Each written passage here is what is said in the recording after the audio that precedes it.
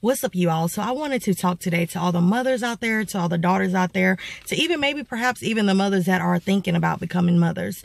As far as being a mother, I have kids of my own, you know what I'm saying? So I can't speak from a mother's point of view.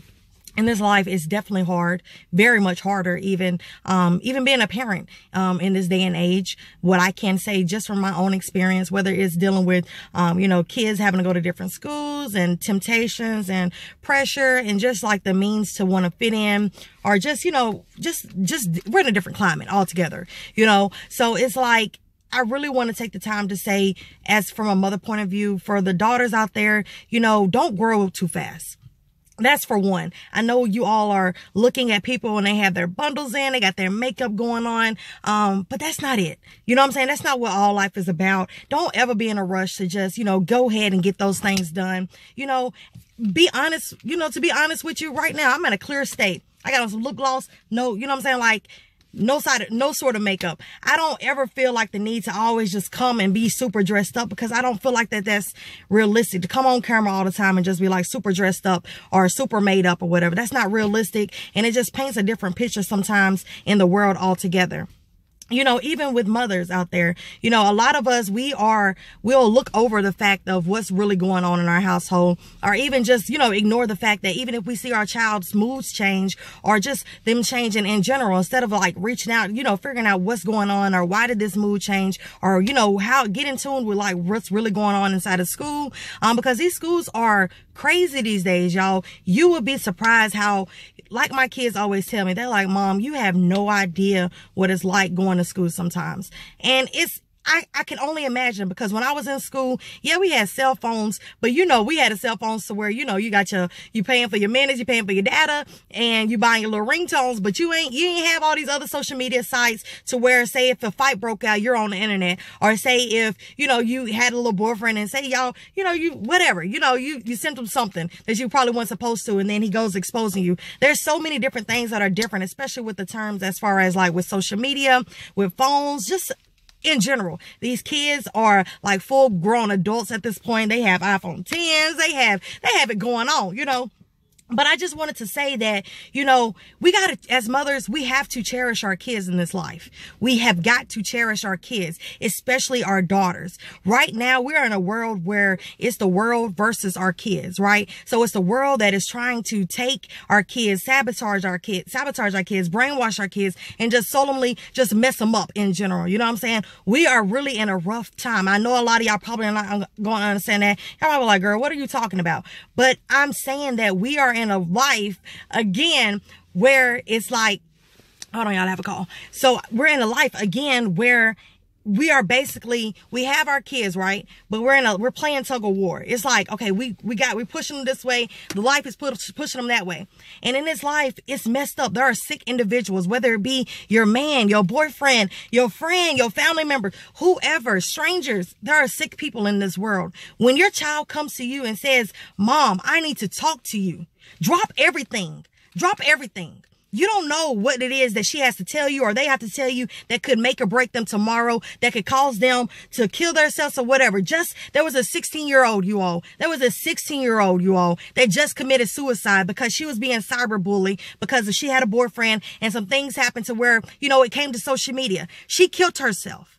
No parent wants to feel that. No parent, especially not me. No parent wants to feel that. No kid at the age of 16, 13, 12, 14 should even be thinking about suicide. Think about the life in the future that was not even had or didn't even get lived out because that life was taken. You feel what I'm saying? And it's like that. Even prime example, I was on the phone with a customer at work.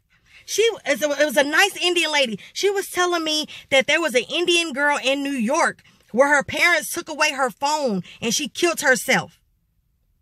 She killed herself. She killed herself over a phone, you all, over a phone. And it's sad that this is where we're at, but this is where we're at. So when you're there, when you're dealing with where we're at in life, you have to handle it and addressing it way different than maybe perhaps back in the day or what you're used to.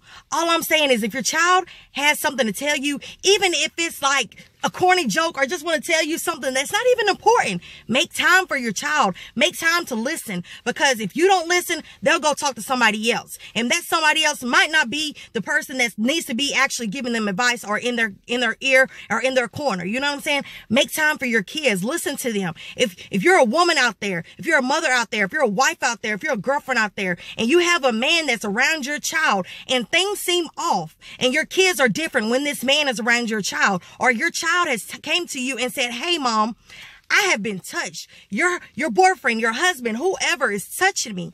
Listen to that. Don't blame it on the daughter and say, oh, you're being fast or you're just trying to break us up. Every situation is not that. Everybody is not out to come and get you. You feel what I'm saying? Everybody don't want your relationship. But your child, how can you push your child to the side or say, no, you're lying, or no, I don't have time to listen? You all, if y'all don't do anything in this video, listen to your child. Listen to your child's wants, needs. Listen to your own wants and needs. Listen. Make sure that the people that are around you and your child or kids or just all in general, sorry, y'all, I have a text message. In general, make sure that these are good people around them. You feel what I'm saying? Because it could very much well sabotage their whole life. I'm all about breaking generational curses. There are family members and people that go a lifetime over and over dealing with the same family traumas, whether it's rape in the family, whether it's financial issues. Break the curses. Break the curses. If you have a child and you honestly can say at the end of the day, I love being a mother. I love my child. Love your child enough to listen to them. Do not jump to say, oh, you're a liar. Don't even base off their actions. Base it like that this is my child calling out for help.